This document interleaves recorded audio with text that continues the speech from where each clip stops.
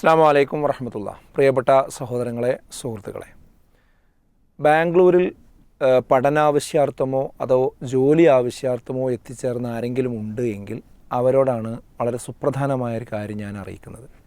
അവർ മാത്രമല്ല, അവരുടെ കുടുംബങ്ങളോ ബന്ധുക്കളോ മറ്റാരെങ്കിലും, അവരുടെ പരിചയക്കാരോ സുഹൃത്തുക്കളോ ആരെങ്കിലും ഉണ്ട് എങ്കിൽ അവരെല്ലാം ഈ കാര്യം ശ്രദ്ധയോടുകൂടി മനസ്സിലാക്കേണ്ടതുണ്ട്.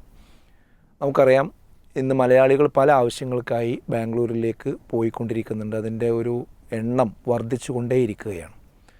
ബാംഗ്ലൂർ എന്ന് പറയുന്ന സിറ്റി നമ്മുടെ കേരളത്തിൽ നിന്ന് വ്യത്യസ്തമായി കുറച്ചുകൂടി ഒരു സ്വതന്ത്രമായി ആളുകൾക്ക് ജീവിക്കുവാനുള്ള ഒരു സാഹചര്യം അവിടെ ഉണ്ട് എന്നത് ഒരു വസ്തുതയാണ്. പലരെയും അങ്ങോട്ട് പഠിക്കാനും മറ്റ് ജോലിക്കുമൊക്കെ പോകാൻ അത് ആകർഷിക്കുന്നതും അങ്ങനെയുള്ള ചില സാഹചര്യങ്ങൾ അവിടെ നിലനിൽക്കുന്നത് കൊണ്ടുകൂടിയാണ്. അതുകൊണ്ട് തന്നെ ഒരു വിശ്വാസിയെ സംബന്ധിച്ചിടത്തോളം അങ്ങനെയുള്ള ഒരു സിറ്റിയിൽ ജീവിക്കുമ്പോൾ അവൻ്റെ വിശ്വാസ സംരക്ഷണം വളരെ പ്രധാനമാണ്.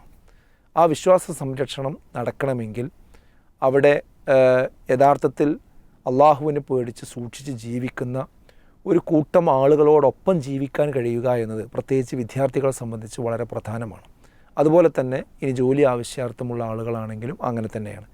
ഇല്ല എങ്കിൽ ഇവിടെയൊക്കെ നല്ല രീതിയിൽ നമസ്കാരവും അതുപോലെ തന്നെ മറ്റു കാര്യങ്ങളിലും ഒക്കെ ശ്രദ്ധിച്ചിരുന്ന പല ആളുകളും അവിടെ ഒറ്റപ്പെട്ട് ജീവിക്കുമ്പോൾ ഈ ജീവിത രീതി കൈവിട്ടു പോവുകയും തെറ്റായ വഴിയിലേക്ക് കടന്നു പോവുകയും തൻ്റെ റൂമിലും തൻ്റെ പരിസരത്തും തൻ്റെ കടയിലും കൂടെയും ഒക്കെയുള്ള ആളുകളുടെ രീതിയും സ്വഭാവവും വിശ്വാസവും സംസ്കാരവും എന്താണോ ആ രീതിയിലേക്ക് ഇവർ മാറി മറിഞ്ഞു പോകുന്നൊരു സാഹചര്യമുണ്ട്.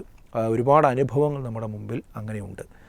അതുകൊണ്ട് തന്നെ നമ്മുടെ വിശ്വാസത്തെ നമുക്ക് ചേർത്ത് പിടിക്കുവാനും ഇതുപോലെ ചിന്തിക്കുന്ന ആളുകളെ പരസ്പരം പരിചയപ്പെടാനും അവരുമായി ബന്ധം പുലർത്താനും ഒക്കെ ഉള്ള ഒരു നല്ലൊരു സുവർണാവസരമാണ് ഈ വരുന്ന ജൂലൈ ഞായറാഴ്ച ബാംഗ്ലൂരിൽ ഒരുങ്ങുന്നത്. അതുകൊണ്ട് തന്നെ ബാംഗ്ലൂരിലെ പാലസ് ഗ്രൗണ്ടിൽ, നാലപ്പാട് പവലിയൻ പാലസ് ഗ്രൗണ്ടിൽ വെച്ചുകൊണ്ട് ഒരു ഫാമിലി കോൺഫറൻസ് വിസ്ഡം ഇസ്ലാമിക് ഓർഗനൈസേഷൻ്റെ ബാംഗ്ലൂർ ചാപ്റ്റർ സംഘടിപ്പിക്കുന്ന ബാംഗ്ലൂർ മലയാളി ഫാമിലി കോൺഫറൻസ് അതിവിപുലമായി സംഘടിപ്പിക്കപ്പെടുകയാണ്. വൈകുന്നേരം 3:30 മുതൽ രാത്രി ഒരു 10 മണിയോടുകൂടി അവസാനിപ്പിക്കുന്ന വിപുലമായ പ്രോഗ്രാമാണ്. ഇന്ന് നമ്മുടെ കുടുംബ രംഗം അനുഭവിച്ചു കൊണ്ടിരിക്കുന്ന ഒട്ടനവധി പ്രശ്നങ്ങളുണ്ട്. അതിൽ നിന്നൊക്കെ നമുക്ക് ഒരു മോചനം കിട്ടാൻ പറ്റുന്ന രീതിയിലുള്ള ഇസ്ലാമിക പാഠങ്ങൾ പകർന്നു നൽകുന്ന ഒരു സമ്മേളനമാണ് ഫാമിലി കോൺഫറൻസ്.